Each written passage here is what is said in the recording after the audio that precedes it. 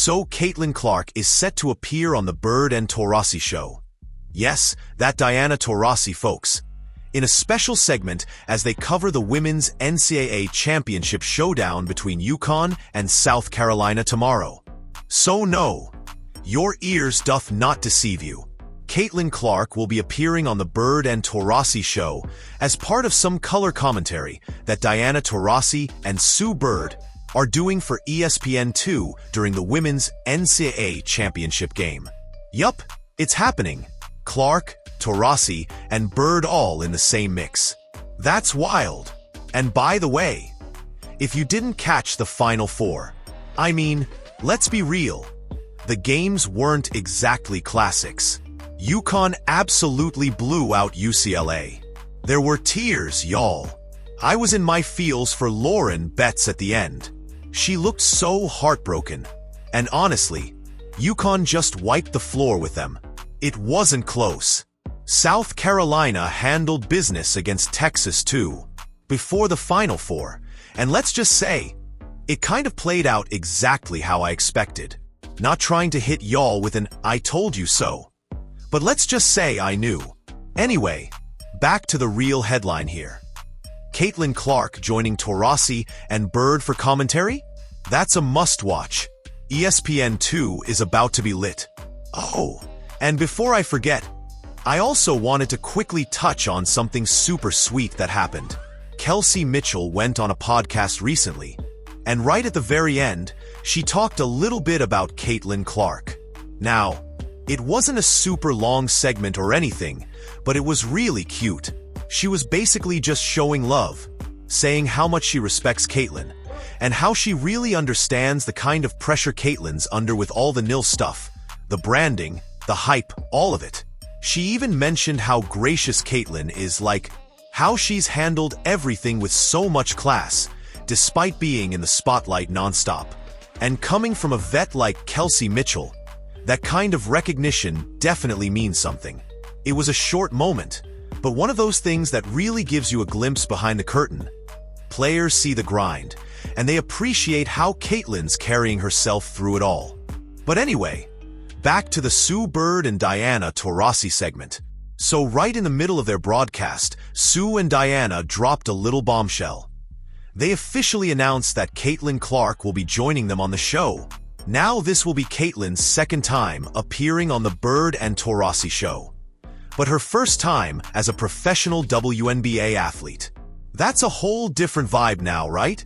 And what really caught fans off guard were Diana Taurasi's comments right after Sue made the announcement. Like, we all know Diana keeps it real, sometimes brutally real. But this time, she showed some love. She actually talked about how Caitlin's grown, how she's evolving, and then she dropped this line that really stood out. Guys, we're going to come back on Sunday. We're here for the final. We've got Caitlin Clark joining the show. This will be Caitlin's second time. Yeah. So it'll be nice to have her back as a pro. She was a college kid. She was a college kid. College kid back then. So now we got to get professional. Caitlin's grown. Caitlin has grown. Boy, Caitlin's amazing. Yeah, Caitlin has grown. So we're excited for that. But anyway, back to the Sue Bird and Diana Taurasi segment. So, during their coverage, Sue and Diana announced that Caitlin Clark will be joining them on the Bird and Taurasi Show. And what makes this so cool is that, yeah, Caitlin's been on the show before, but this will be her first time as a professional WNBA player. That's a whole new chapter. Now, what caught a lot of fans by surprise was Diana Taurasi's reaction. After Sue dropped the news, Diana actually showed some love. She said something like, "Boy, Caitlin's great." And for a lot of people, that felt like a full circle moment. Because if you remember, Diana Taurasi is the same person who gave us the now infamous "reality is coming" line.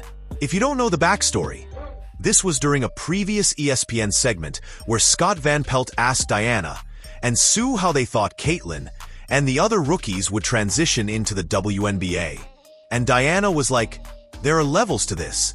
And basically said, yeah, you can look amazing in college playing against 18-year-olds, but when you step into the pros and you're up against grown women, it's a different ballgame. And that quote went viral, fast.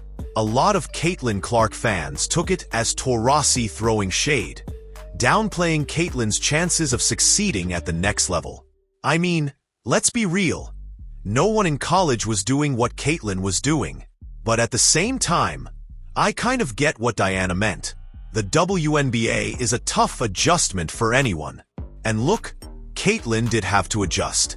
The first month or two of the season, you could tell she was finding her footing.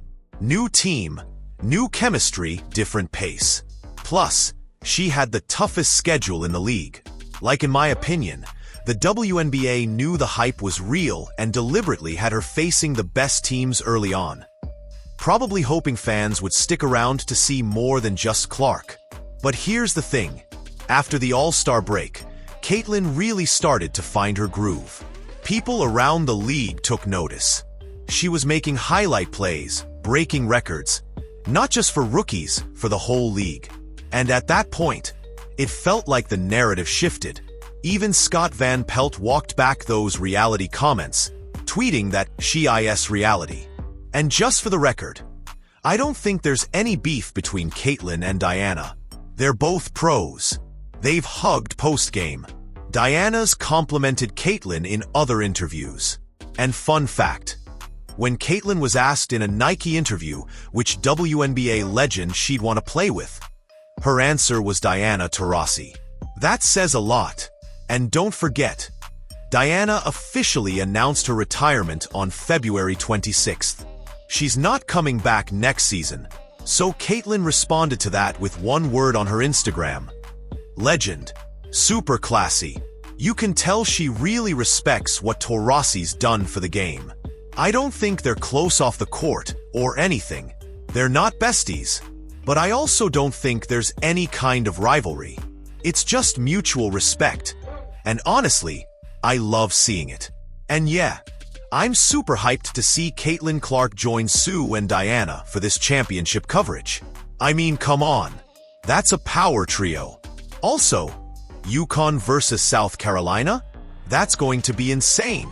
I don't know if South Carolina can stop UConn, especially if they play the way they did against UCLA. But hey, crazier things have happened. South Carolina's defense is no joke. Either way, it's going to be a must-watch. And Caitlin's commentary? I'm here for it. Anyway, on to the Kelsey Mitchell segment. So, Kelsey was on the Sports for Fun podcast recently, and she got asked about the transfer portal. Specifically what she thought about Olivia Miles entering the portal. And here's what she had to say. You just talked about being very loyal, especially in like your fever. Yeah. So what are your thoughts on It's transfer a blurred line. I think for me, because I still play, Right. I'm still like actively in it, and I get to see I was fortunate enough to see like Caitlin and the experience that she got from it, and even like learn to just watch it like, damn, this shit is crazy. I actually just getting paid millions for this. You know, you don't believe it. Like, you don't believe it. I promise you. I just like, and I grew to respect people like Caitlin because she handled it so gracefully, like the process, because it gets overwhelming. 100%. So the thing with Olivia, I'm sure whatever she decided to do, I'm gonna say that it was for her and what she needed for her career. But I hope consciously that they make decisions based on what they need for themselves. Yeah. And I say that humbly. Not all money is good money. You gotta There you go. Put it humbly. on a Go card. Clock it. What they say, clock it. Clock the T. But no, I mean it's literally. Yeah. I'm sure they're fortunate enough to go anywhere they want, do whatever they want. You know, that's just the wave that they're on, and I think they deserve it. Right. I just think that all money is not good money. Hopefully that she decides whatever she decides to do is for her. Yeah. And she's go where she loves and where she's celebrated, not tolerated. So That makes sense. I love that. And basically what Kelsey Mitchell was talking about was just her admiration for how Caitlin Clark has handled all these massive NIL deals. Like, if you don't know, NIL stands for name, image, and likeness. And it's wild because, like, a few years ago, college athletes couldn't get paid for any of that. Like nothing. Zip. Even if their jersey was selling out in every store, they weren't seeing a dime. But things changed, thankfully. That law got overturned, and now athletes can actually get paid for their brand. And Caitlin Clark? Oh, she ate off that. Like we're talking $3.1 million during her college career. She's literally the highest paid female college basketball player through NIL. And so Kelsey was kind of just in awe, like she was a big-time baller at Ohio State. But none of those rules were in place back then. So she never had that opportunity, and you could just tell she was like, man, this is crazy. But the coolest part was her saying how much respect she has for how Caitlin carries herself. Like, you're signed to Nike, you're repping Gatorade, you've got Wilson basketball in your corner. And with all that comes a ton of pressure. You can't slip up. Everything you do is under a microscope. But Caitlin? She hasn't cracked. She's kept it classy, stayed focused, and done it all like a pro. And Kelsey even said, like, the best thing someone like Caitlin can do is just keep her circle tight, tune out the noise, and stay grounded. And that's exactly what she's done. Okay, so I really wanted to do a full recap of the final 4 games, but honestly, I don't think there's going to be time.